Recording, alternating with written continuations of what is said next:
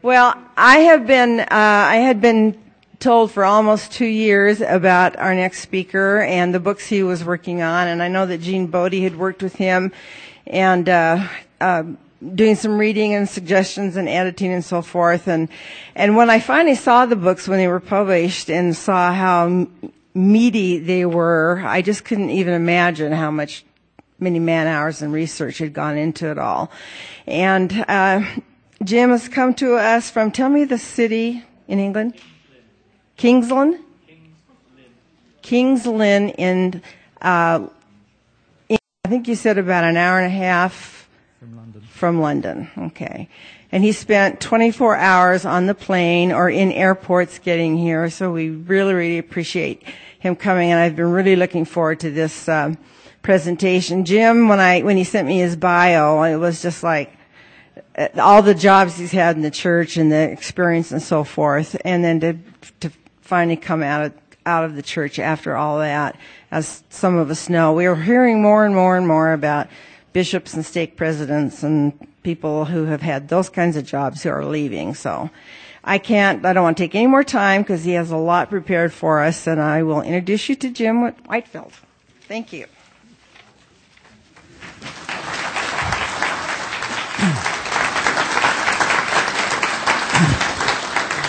Thank you. Good morning and welcome to the Mormon delusion, where everything is smoke and mirrors and nothing is as it first seems, or at least as it's first taught in Mormonism. Thank you, Sue, for the kind introduction, and thank you to the Foundation for being crazy enough to invite me out here. Don't blame them, they have no idea what they were doing, so what you're about to see is not their fault at all.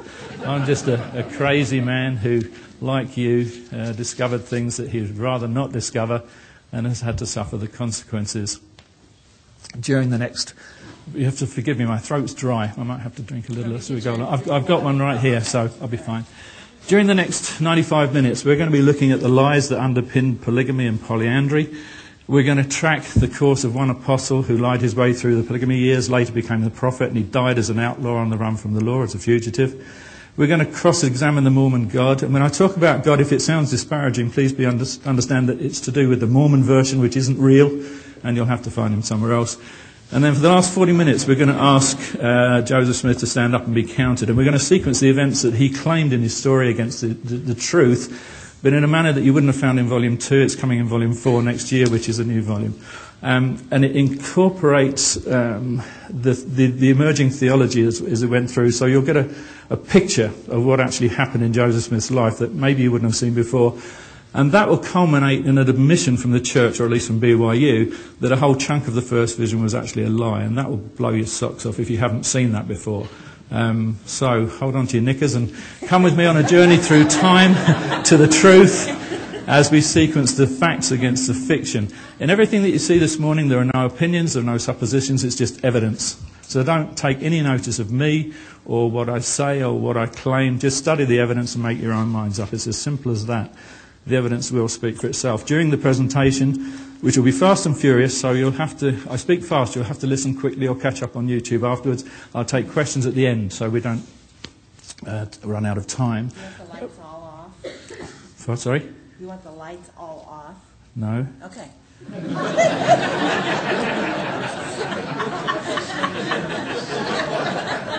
And if it makes you happy. I'm easily pleased. And I'm easily thrown. Where was I? Yeah. There should be one question on your minds throughout the presentation. The answer will be clear and obvious at every stage. The question is, could or would any God have ever been involved with this? That's where it all hinges. It's as simple as that. Now, you've got my bio, my stories on my website, so I'm not going to go into all of that because it would just waste time. But I do need to let you know why and how I came to be here, because it is a little different and it sets the scene for exactly what happened to bring me here, which wasn't a matter of choice. It was a matter of integrity, to be honest. I felt the obligation, and that's why I'm here. I joined the church in 1960 along with my mother when I was a 14-year-old, basically an atheist. I'd never considered God, captured by the missionaries who were charismatic, switched off to reality and joined the church. So it was mission, marriage, kids and callings for the next 43 years. During my life, I often felt that I didn't believe in God. And I pushed it aside, as we all push different doubts of different things that happened to us aside, in favour of the fiction that I wanted to believe in. The family were all members, and I was strong and faithful most of the time. A few days after 9/11, my first wife died from cancer. They say we know where we were on 9/11. I was in a hospital room. We watched the second plane fly into the towers, and later that day I had to tell my wife she had days to live rather than months. But we treasured those 9 days that I knew thousands of other people didn't have. So I learned that there's always somebody worse off than you are. And so we deal with whatever happens to us. After that, sitting in church alone was very difficult. Although her death wouldn't have affected my belief system, I think anybody that allows that to happen hasn't thought things through to begin with. But I just couldn't hang on to this belief in God that I desperately wanted to. And if God wasn't real for me, bear in mind this is for me and me alone, with due respect to anybody else to believe in God if you can and will. I just can't. It's personal. It's for me. It was my problem. And I was sitting in church and I just couldn't believe. So I spent a whole year that I put aside to try and make the church be true in my head. I prayed more. I went to the temple more. I did more of everything. I wasn't slacking these areas. But it just didn't work. And about a year later, I was reading from the Book of Mormon one morning, and my world just caved in on me, like one of those, is it a bathysphere that goes down into the sea, one of those glass bubble submarines, and in the movies, suddenly the screen cracks, and then it implodes and your life's gone. That happened to me, and in the same way that I think it's probably happened to you, perhaps for doctrinal reasons, mine was simply God. And I knew I didn't believe, and I couldn't believe. And I resigned my membership of the church for no other reason than I couldn't believe in God. Ergo, the church could not be true. I had no idea why, and I didn't even think to look. And for the next 3 years, I just got on with my life and tried to forget the church. I just assumed Joseph Smith to be a good, albeit deluded man, and left it at that. During those 3 years, I eventually remarried, and then in March 2006, I retired. I'd already given all my books away, so I didn't have any church books. And as I was unpacking, I found, by accident, a 100-year-old booklet by Joseph Fielding Smith Jr., written in 1905. He's the one that became the 10th prophet. They're easy to get mixed up. And it was about blood atonement and the origins of plural marriage. Essentially, it's a sequence of letters between Smith and Mr. Evans, Second Council, First Presidency, Reorganised Church, Community of Christ. And Evans didn't believe that Joseph Smith practiced polygamy. He thought Brigham Young started it because Emma had lied so successfully, even to her own children, that they didn't believe Joseph Smith ever practiced polygamy. Smith gathered affidavits from the various wives that were still alive and family members, and I knew Joseph Smith had about a dozen wives simply from this booklet. Now, in England, I don't know what it's like over here, but everybody believes what they're taught. Nobody questions. Nobody looks outside the church. And nobody knew how many wives Joseph Smith had. I remember it coming up in Sunday school, and somebody said, maybe 4, and I thought, clever me, I think he had about 12. I've got the book. And that's all I knew. And in a moment of sheer idle curiosity, because it was the first day of retirement, and nothing to do, didn't know whether to go play golf, or I didn't know. I thought, well, I'll check on Family Search and see how many he had. I'd used it before for my own research, and I did a quick check, and I found 33. And I didn't know whether it was right, wrong, or indifferent, and I thought, fair enough. So I was just about, and this is a life-changing moment, I was about to click the mouse on the little cross on the internet to close it forever regarding the church. And I noticed that the woman I was on appeared to have married a man 7 months before she married Joseph Smith. I clicked on the man, and his death date was after Joseph Smith. No divorce listed, but that's not untypical in ancestral file. There's often not a divorce. And I thought, this doesn't look right. I know a little bit about the church. I've been around the houses a little bit. And women didn't marry more than one man, as far as I know. But then again, it could have been an error, because there's a lot of errors in Family Search. Well, I thought I'd better check the others. So I took a few minutes to check all the other of the 33 I'd found. I found 11 women had already got husbands when they married Joseph Smith. Now, I knew I wasn't a historian. I've become a bit of an amateur one because of all this research stuff. But I was an analyst and I was a statistician. And I knew statistically that 11 out of 33 wasn't a coincidence.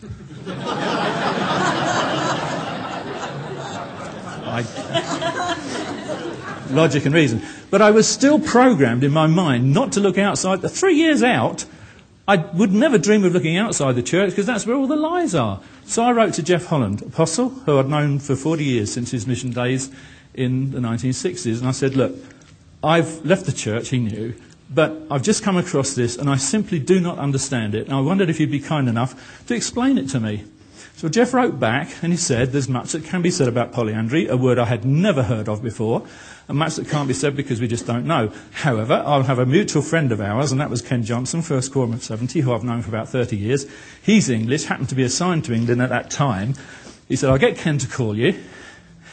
He will discuss the situation with you. So that's great. So I got the phone call. But I have now been speaking for about 6 minutes. And if you know anything about human nature, the mind tends to wander after 6 minutes. We're not capable of paying attention for too long. So I just want to make sure I've got your attention and you haven't seen anything new yet. So let's just change the screen. And let me make a couple of statements to you about polygamy, okay? Listen carefully. The church never has, still doesn't, and never will believe in polygamy. And for those of you who didn't quite take that in and thinking, what did he just say? The church has never believed in polygamy. I'll go a stage further and claim that no member of the church has ever practiced polygamy. Not one, ever. That's it on screen, so I'm not going to backtrack on that. Some of you are thinking now, but my ancestors were polygamists. And some of you are thinking, this guy's written a bloody book about it. What's he talking about? He's an idiot. Well, idiots apparently do come from England. Now, those statements... or Australia. We come a long way just to prove we're idiots. Those statements are up there for 3 reasons. The first reason is to grab your attention, which hopefully I've now got. The second reason is because they're both true. 1 or 2 of you will know why. The rest of you will have no option but to agree with me in 2 or 3 minutes when I explain why they're true. It's a matter of understanding. The third reason is because you can do what you like with words if you know what you're doing. And the church uses this system to fool you. And I'll show you how they do it in a few minutes' time. But first of all, let's just explain these so that you don't throw me out before I finish my time. To understand why they're true, we need to understand relationships and actually what they mean. And the first thing is polygamy. Polygamy, dictionary definition, is the marriage of a man to more than one wife or a husband at one time. You know, a man with 2 wives or more, a woman with 2 husbands or more. So you can see clearly immediately why the church doesn't believe in polygamy. It believes in polyandry. Sorry, polygyny. Doesn't believe in polyandry. That's the other one. Let me put that up for you. Polygyny is not a word we're familiar with or use very often. So when we say polygamy, we really mean a man with more than one wife. But it's not technically correct, so that's my excuse for it being true. Polyandry, the church doesn't believe in. Now, there's something else about that that comes on to the second statement about no member of the church ever practicing polygamy. And the reason that's actually true, nobody ever seems to mention, but, you know, I seem to think it is right. The fact is that for a marriage to be polygamous, you'll note those are not just dictionary definitions, they're legal definitions. The word crime doesn't appear. For a marriage to be polygamous, the minister that performs it must have the authority of the state or country in which he lives to perform a polygamous marriage. If he doesn't, it's bigamy. It's illegal. It's a crime. It says so. It's a crime of having 2 or more wives or husbands at the same time. When polygamy was first introduced into America, it was illegal. I know, I've got a copy of the legislation from each state. When they moved to Utah, people said, oh, it might have been legal there. It wasn't. Utah was owned by Mexico. It was just as illegal in Mexico as it was in Utah. And just because there was nobody in Utah to enforce the law didn't mean they could still practice it, because the Mexican government never gave any LDS minister the authority to perform a polygamous marriage. So every marriage was bigamous.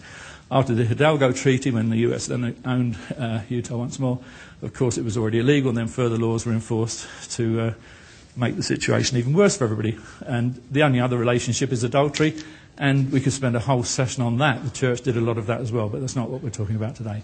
So there we are. That's why those statements are true, but it was just to wake you up a little bit. So I got the phone call. Elder Johnson phoned me, and after the usual pleasantries, I said, what is the official church position on polyandry? And these are his exact words because I wrote them down. He said, it is absolutely contrary to doctrine. That's a finite, it's a definitive. I said, what is the position if I have conclusive proof that Joseph Smith, Brigham Young and Heber C. Kimball at least participated in several counts of polyandry? And he said this, those who participated would have to account for it.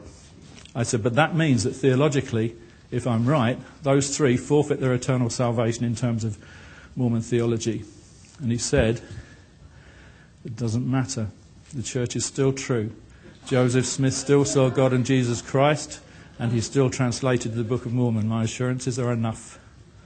We're friends. I didn't argue with that. Unlike Joseph Smith, who didn't know what time of day it was, let alone when he saw his vision. That was the 8th of September 2006 at 2:25 in the afternoon. And I wrote them down not to publish them or to tell you people about it. I was just trying to get my head around the facts. It was, for me personally, I was trying to deal with this church that I loved, despite the fact I couldn't believe in God, therefore a church couldn't be true. And here I was finding out things that were destroying my soul on top of all the other stuff I'd had to deal with. Well, Ken said, send me your evidence. I will send it to the apostles and we'll get you an answer. Well, those of you that had experience of this know very well you don't actually get an answer at the end of the day, but I believed I would get one, and I was promised one. And a few months later, he was off to conference, and I asked how things were going. When he got back, he wrote me a note, and he said, the church has asked for more time to look at your material. It's not easy to find or validate information such as this without conducting meticulous research. So I was told that the apostles were conducting meticulous research into my work. I'm not sure I actually believe that, but I'm not at the stage to accuse an apostle of being a liar.